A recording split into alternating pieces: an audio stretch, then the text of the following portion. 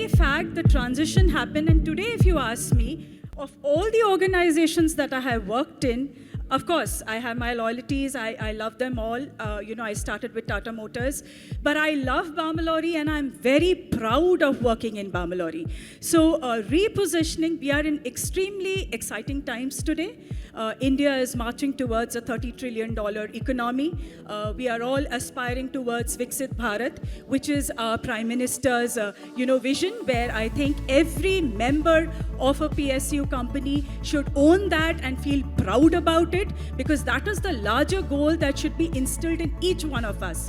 So repositioning today is non-negotiable for PSUs, and as far as rebranding is concerned, I think we will be having deliberations later on. It requires a lot of in PSU. It is not difficult, but yes, the repositioning should be anchored on transformation, should be anchored on a larger goal of nation development, and of course the goals of Viksit Bharat. So I feel this is an opportune moment, and it goes without saying that we should all gear up to kind of tell the world tom-tom about ourselves and say that we are all there to move the nation. Absolutely. Involvement of each and every individual in an organization, and to feel that I'm proud to be part of this organization is what I think rebranding and repositioning is coming up with. With this, sir, I would like to ask you, how do you measure the impact of rebranding exercises for PSUs? Actually, there are two organizations, in both the PSUs, we have done the rebranding and repositioning. Earlier, when I was in Grid Controller of India Limited, which is another Ministry of Power PSU, that time it was called the Power System Operation Corporation, POSOCO, if anyone knows.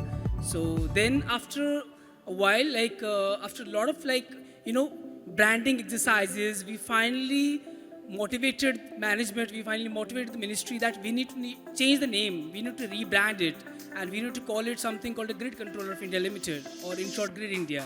Similarly at REC, it was earlier called the Rural Electrification Corporation. And over years, then in 2018, there was an attempt to change its name from Rural Electrification to REC Limited. So why it was done, we will cover that later. And when it comes to the measuring that how the impact has been on the public, so we do the brand awareness surveys where we target the audiences, which is our targeted groups.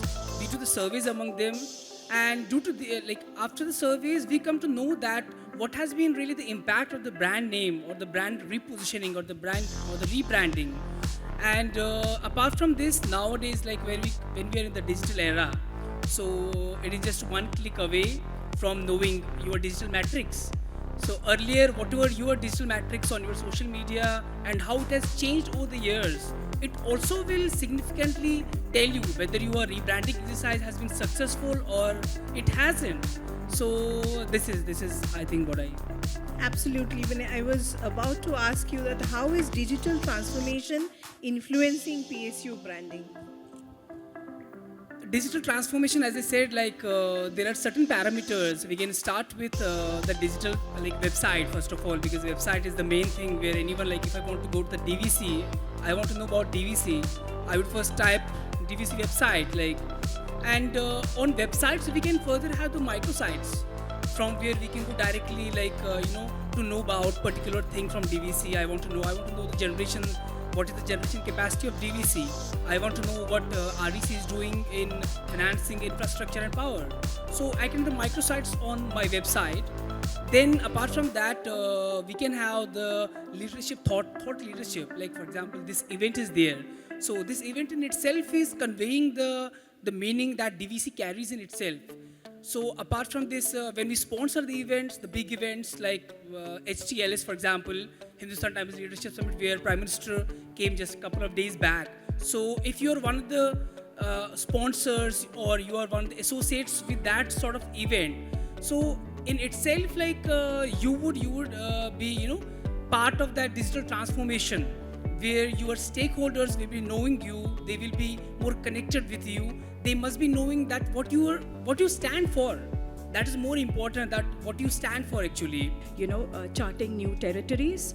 It is anchored on where you're actually launching a new product. Say for Bamalori, I can give an example. In 2014, we are a diverse organization in manufacturing and services. Many of you would be knowing it. In 2014, we had acquired a brand called Vacations Exotica, which was number 5 in India as far as the holidays brand is concerned. So we acquired the brand and we did a lot of experimenting in the last 10 years with respect to rebranding. And this is not repositioning. I'll give you an example of repositioning also.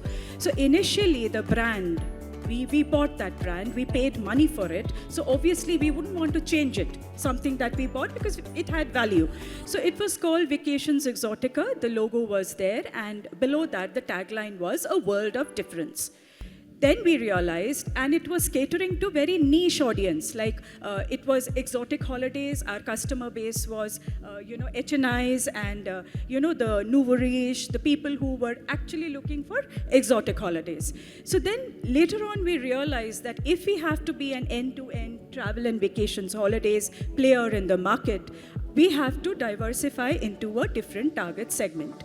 So that's where the purpose of rebranding, the objective of rebranding came forth, and we had to rebrand it.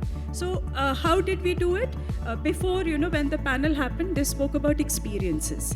So customer experience is very important. So we had to reach out to larger audiences, larger customer base, and that's when we changed the tagline, a world of difference, to collect stories. Because we started telling a larger customer base and catering to different segments and telling them, here is a company, a trusted public sector enterprise who can bring you holidays and who will help you to collect those experiences which maybe competitors cannot, if I can be that bold in saying so. So we changed the tagline to collect stories. Then 2-3 years went, and mind you, this is not through whims and fancies. We've been actually doing studies. We had a study done by Kantar 2 years ago on brand Vacations Exotica, because Bamalori is primarily B2B, and we have 2 brands which are B2C. One is Bamarol and the other is Vacations Exotica. Bamarol is our cruises brand. As you rightly said, that the website is the window to the world.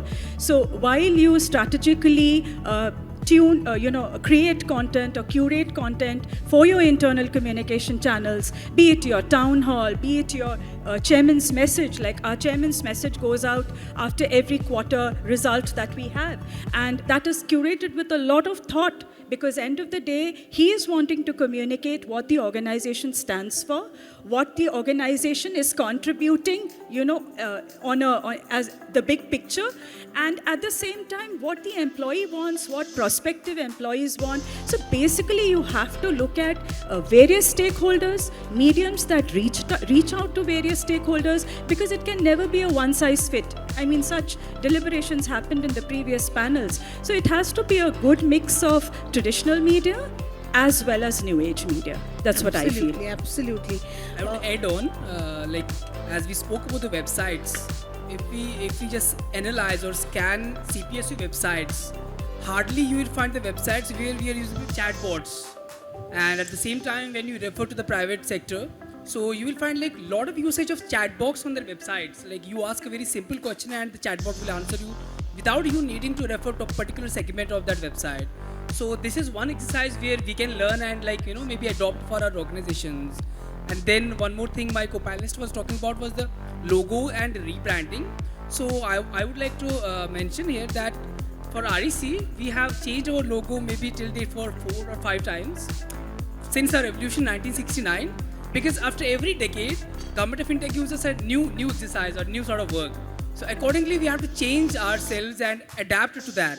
Like when we started 1969, so our main work was to provide the agriculture pump sets in the rural areas. There is a conference on corporate communication. It not only will go from here to Delhi, but it will the news will go all over the country. That DVC has become the first PSU which has organized Popcom Summit, and this will really push corporate communication from merely a back office function to strategic function. That has been the most important thing DVC has done for the corporate communication sector. So thank you Chairman sir, thank you DVC for this wonderful initiative.